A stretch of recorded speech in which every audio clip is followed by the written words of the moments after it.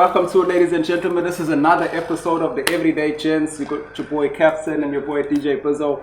We have a special guest in the house tonight. Very special guest. We technically in the special guest's house tonight. We got Carvin H Goldstone. Put the clap music, ladies and gentlemen. So I went on Wikipedia, right? Because I was trying to get some information. Wikipedia says that you are Sunday Times literally rated you as an A-list celebrity. Yeah. And I tell you people, they didn't lie. The man's palsy is immaculate. I didn't believe he told me this before we came here. And I was like, no man, because I know you from the Bright Lights of Road Beach to Fine Town. So I'm like, no man. Until I walked in, his house got a 4-year. I'm just saying that. I'm just gonna say that. Believe it, there's a 4-year. There's a waiting area. There was literally about 4 or 5 places for us to do this in this house. That's how chose the house for you. But first of all, thank you. Thank you for it's a pleasure coming on the show, for being willing to do this. We're gonna pick your brain a bit about your choices. We're gonna pick your brain about your opinions. But it's mainly unscripted. For those who follow our show, they know we have a general idea of the direction and we just kind of feed off everybody's energy. The reason we do that is because, as the show says, the everyday gents. We want the conversation to feel like an everyday conversation, not a planned or structured or anything like that. 100%. Yeah. So, with that being said, the one you get all the time, why comedy? Yeah. So I went to I'm from Newlands East. Newlands in the house. Give it up. Give it up. Give it up. And I lived in Newlands till I was 26, 27. So. Did you own any cows or cattle? No. And so my whole life is Newlands East. But when I say my whole life, I mean my mother taught. She was a teacher in Newlands East. My father was a taxi driver in Newlands East. Before they drive the kids to your mother's school. No. My father did the rank thing. He sits in the rank. Right. People who know taxi business know the vibe. When I was a license, my mother wanted me to be a kondai to help out in the taxi. And my father was very clear about not being involved in the taxi. Not having it at all. Yeah, because the taxi business also is like a dead end for. If you're a driver, you're very lucky if you able to somehow get a permit, because those permits is like gold, to be in the roads. And so my father did get a permit. And he eventually bought a taxi. That's the only way you get promotion in the taxi business. Because no one takes a rank manager seriously. That's not a real promotion. Even though it's called the manager in the title, no one takes a rank manager. They always say the rank manager. The only manager doesn't matter. And so then he got a taxi, and then he got shot and he got hijacked in Newlands. It was taxi related in some sense. And so I was very young, and so eventually he got out of the business, but stayed in Newlands East. Then he opened a second-hand shop in Newlands East. He used to go to auctions and buy stuff. I never went with him, but it's exactly what I do today. That's where you learned about auctions from. I never went with him, but there was always random things in the house, where that came from. And so in that whole period of my life, I wanted to definitely be on stage. Okay. And so I was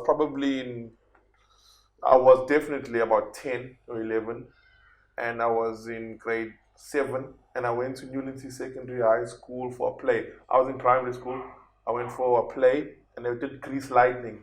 All the colored people doing Grease Lightning. All Brenos, Danny Zuko, the John Travolta. That was a show.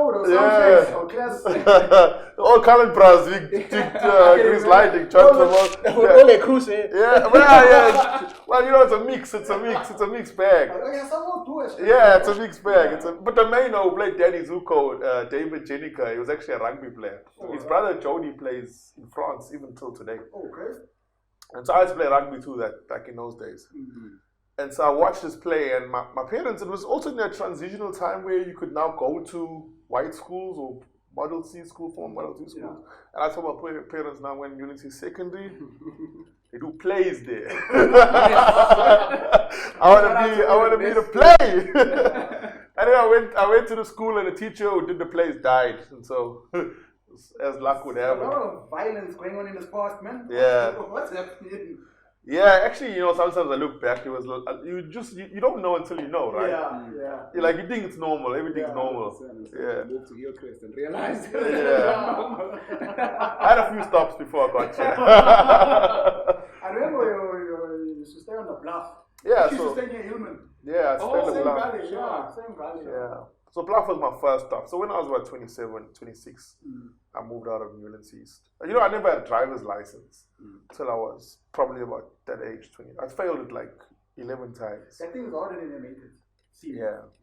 I failed my first one. But I failed 11 times.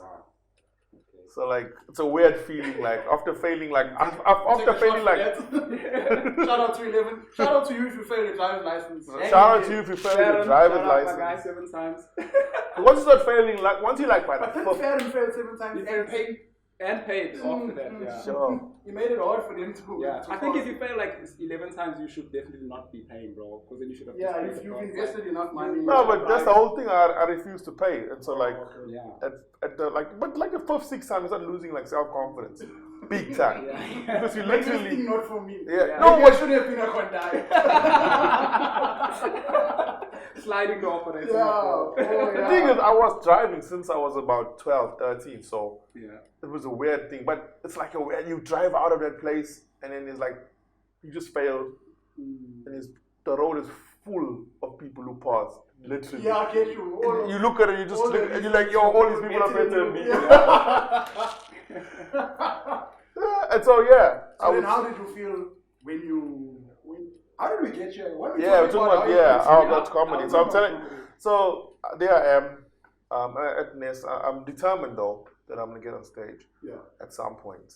And so I go study journalism because I didn't want to study drama straight in case, like people study drama never have real jobs. And there's no play what to do. Yeah, it's a tough one there. Like how like community studies drama on Facebook. No, there's people that actually there's a course, and there was colored people in the course. I remember when I was there, but I thought journalism would give me a job, and I could always sideline it. And that's essentially how I ended up. I used to be like the dude in the office when I got my first job. It was basically imitating and impersonating, making fun of people in the office. They'd send me on a story to interview. I'd come back and I impersonate everyone that I interviewed, how they said it. And they actually set up a box in the corner of the office at independent newspaper. I worked for the Mercury newspaper. And literally I'd stand there and they'd make me riff the whole day. Do your work and then you can riff. And like everyone would gather around, impersonate the editor, this dude here. Okay. Everyone was like, nah, you shouldn't be here. You go find a stage. Yeah, and that's how I basically entered the comedy competition. Because in your brain you're thinking, I can do it, but in front of like a few people. Yeah, but a stage is a different thing. A lot of people. But it's not actually very different. It's the same thing in some ways. Wouldn't it just be how confident you are with yourself to be yourself? Yeah, look, there's a lot of people who assume characters. Yeah. And in a character you can do loads of things that you wouldn't do. Yeah. So there's other ways around it. But the thing that makes stand-up kind of like so, like you feel connected to a comic is because it's usually themselves telling you a story about themselves. So you can almost like, I can feel whatever you're going through. Yeah. But in the time when you were doing comedy, bro, I'm trying to think, there wasn't many people from around, like especially the gully that was doing that. So, what made you feel confident that you'd be successful in doing that? Because you had nobody to. There's no one to look at. Yeah. So what happened was I went to this competition and there was some Indian people, the Indian comics, so white guy, some black people. I was the only colored guy, and it was weird because I told the story. Obviously, you talk about what you know. Yeah. So I had the story about my father being a taxi driver and blah. And somehow the MC had mixed it up, and the show was over like 2 days, but like 5 shows. Or 4 shows. And by the second show, he was introducing me. This guy is a taxi driver.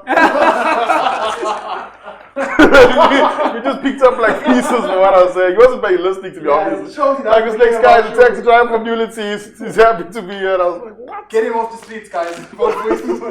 And was there any pressure for you? Because during the time when you were growing up, TRO was pretty, popping from there. Yeah, they were popping. Everything that they were the first people I ever saw. I was about, again at Newlands secondary. Shout out to TRO also. Shout out to TRO. I was probably about a similar age, 11, 12. I went to you know, they have the Valentine's Day variety show Yo. at school. Shout out to variety shows also. And there was dances. Yes, Yeah. There was all these dances and they were cool or whatever. But then TRO came up and Zane Floyd was a part of the mix in the back.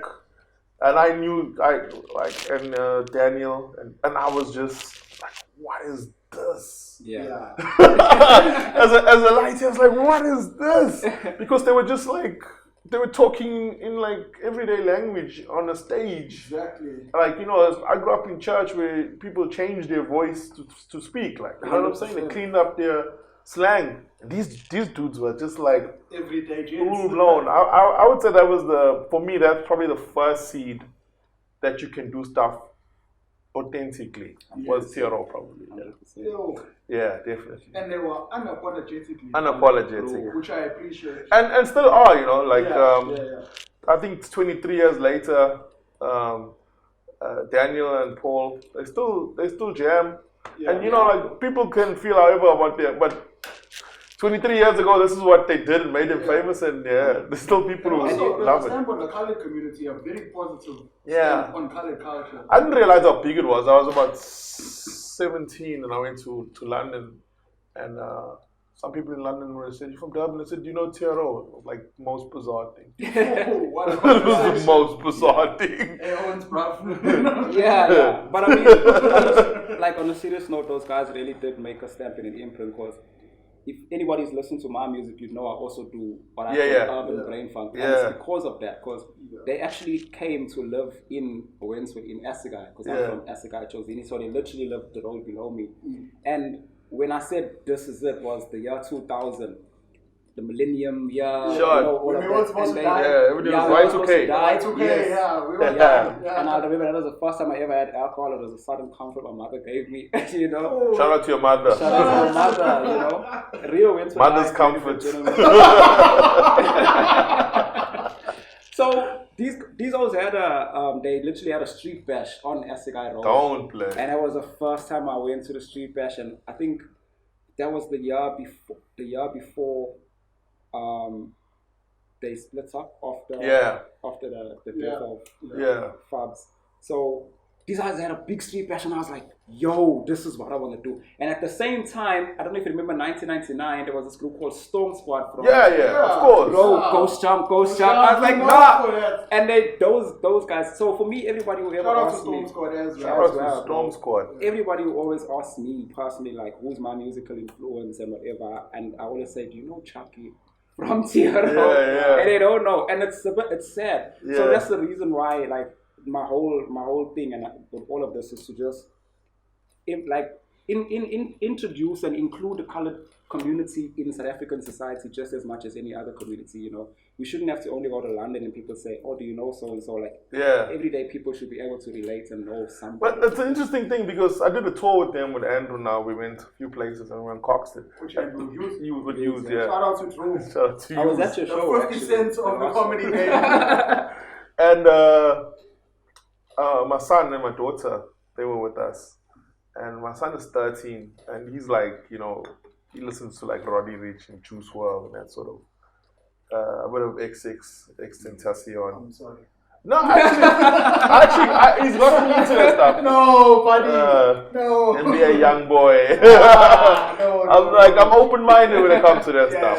And so, and I play him, like my son can take you through the roots and show you the root songs and that sort of thing. He knows he's well, like, versed in that stuff. But when it came to like the local stuff, he was like not so keen on.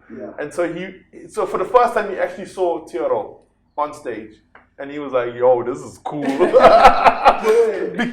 it was like music in like everyday language as far as we are concerned. And for him, that was like, this is because you still love whatever you love, but this hit different. Like, because there was so much happening at the time as well. Because like, if you think about music from the past, there's not just the music. There's moments that attach to that music. You know, those type of songs. Maybe your first kiss was, hey, bro, you know, you guys are wrap it up and you're getting the soundtrack to your life. You know? So that was your first date type of moments. That's cool, man. So Carvin, you spoke about doing news. You spoke about doing comedy, but there's something that you missed out, bro. Yeah. Where I know you from. Yeah, let's get to it. Where do you know me Jesus, Jesus. from music. The gospel From rap. music, the gospel rap music. Yeah. Happens. So so a lot of people don't know. I got a small gap in my story. Yeah, I think you leave that gap there. The thing is, like, at the time, and you were around those days, it was significant. Don't put me in the but story. it's It's about you. Oh, you were. They don't need to know. I got pictures of Nah, of baby Bizzo. You see You're like them little making on Facebook baby, every now and then. Yeah, him and what's Princess cousin's name? Reese. Regan. Yo, they were nice. And the other dude with Lorenzo. Whoa, the dude who went to demonic body pops. Church is like, no, this stuff. But anyway, you guys can rap with that stuff.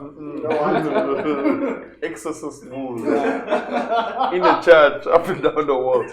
So that period was like a weird little experiment of sorts, if that makes sense. And sometimes life is about multiple experiments till something sticks. Yeah. A lot of us, especially in our community, we're so worried about eyeballs and what I'm gonna say. Yeah. That a lot of people don't actually do things they might be great at. Exactly. 100%. You might be really good at something, but you're worried about what people are gonna say about it. Cancel culture and all of that. But and cancel culture is not like a new thing. Like back then, people would say, you. In fact, even when I started comedy, Peter, my friend Peter. And the day I told him I'm going to be a comedian, I said, okay, I'll tell some jokes, and him and another dude, and they were like, hey, I don't think this is I'm laughing because in my mind I can see Peter saying comedy comes from inside you. They're like, all this. I was like, and I said to them, I don't care what y'all say, I'm doing this. and then he went and told us he's going to start eating people. Yeah. So I used to roll with Peter and Gregory, dudes like literally from primary school. We were in primary school, high school, and we used to be very involved in like the Students Christian Association, the SCA. I'm not sure what it's called today, but it used to be like we used to be quite aggressive about it, like hard. Knock on your door. You know Jesus. Knock on your classroom door. Jehovah's Witness time. No, we were hardcore in the school, dog. We were like we had like a structure. We used to pray in the morning. First break, we used to do like Bible event, like teaching, and then some group would do evangelism. We have like a service in the second break. It was like a 24. Regiment. It was a job. Yeah. It was a job, but we loved it, right? And so the music became kind of an extension of that. That makes sense. So it was almost like because like whenever I talk about Christian rap, some people say, "Oh, what's that?" I'm like, people don't get how tricky Christian rap is. You have to be well versed in hip hop and well versed in the subject matter, which is the Bible. So it's not as simple as like, being well versed in your life and being a rapper about your life. That kind of comes naturally. To be a dope Christian rapper, you actually have to be well educated on the subject matter. 100%. And I mean, people go to literally to become theologians. They go to college to learn the subject matter, to talk on it. Imagine like a scientist rapper has to go to science school to study science just so you can rap about science. Now, with that being said, the question is this: Christian rap comes from spreading the gospel, right? You're trying to as much as you understand at that point. Yeah. You are educating and basically evangelizing through the music. Yeah, and teaching. A lot of exactly. Now, how do you tell someone who's spreading the word of God or doing positive things in that light that maybe maybe don't spread the word here? Like, how do you tell if they want to be part of the movement in that way? Maybe they woke up and they told themselves, hey, God told me today, I got bars. I got gospel bars and the world needs to hear. But when they come to studio, everyone else who didn't get the same message tells them, hey. Nah. How do you tell someone no? Bruh, like art is an unregulated thing. It is. Art is subject to the listener. I suppose and so. In comedy, I see it all the time. And the dudes, like, how many dudes have said to me, I want to be a comic? And I was like, in my head, I was like, nah. It's not gonna but okay, cool, jump on. And those dudes are like fully blown comics today. Like, they got their own audiences. They go on the road. And like in my head at the time when they told me, I thought, I don't know, this is gonna work.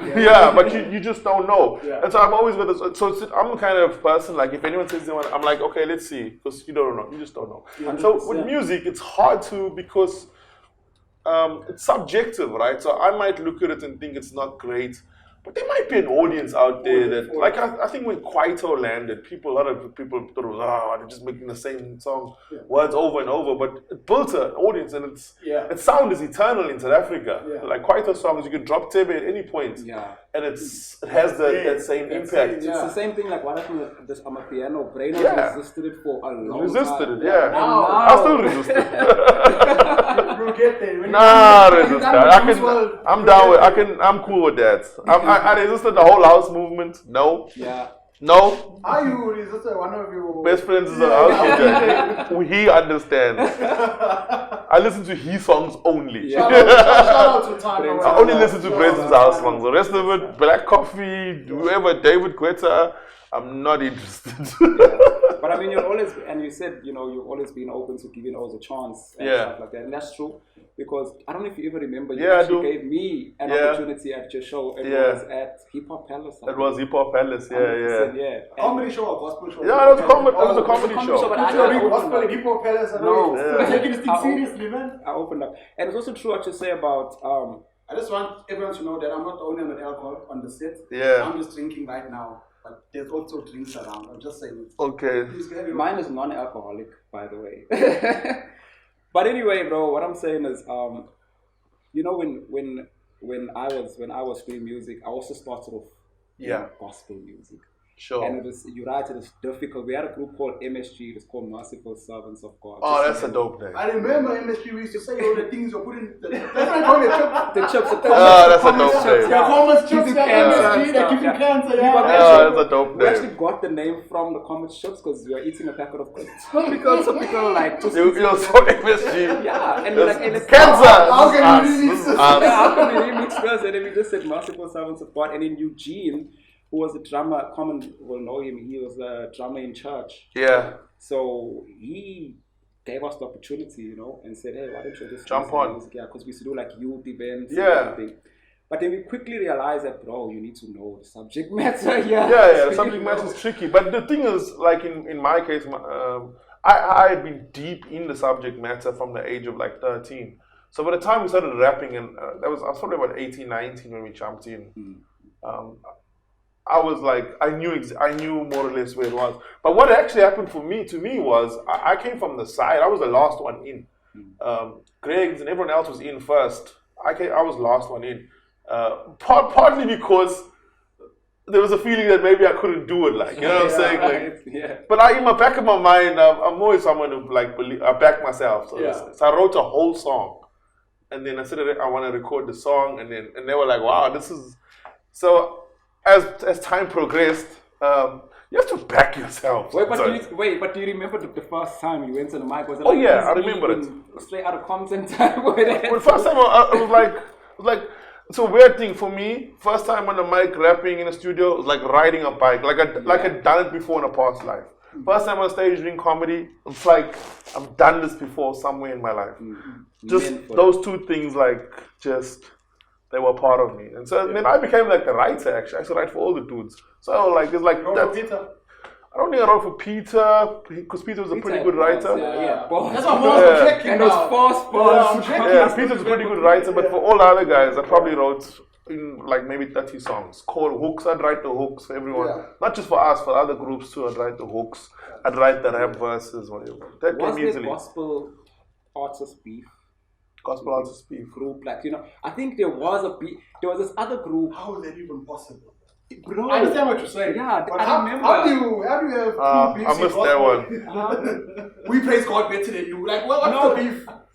There was this group with this other. There was this white guy. What is Spin the Flavor. Spin the Flavor. Yes. Was there no beef? No way. Why are you turning your back, my boy? No. Spin the Flavor. There was a time when they were like at a church concert, bro. I'll never forget, because we came to a few remix shows, and there was Spin the Flavor was performing.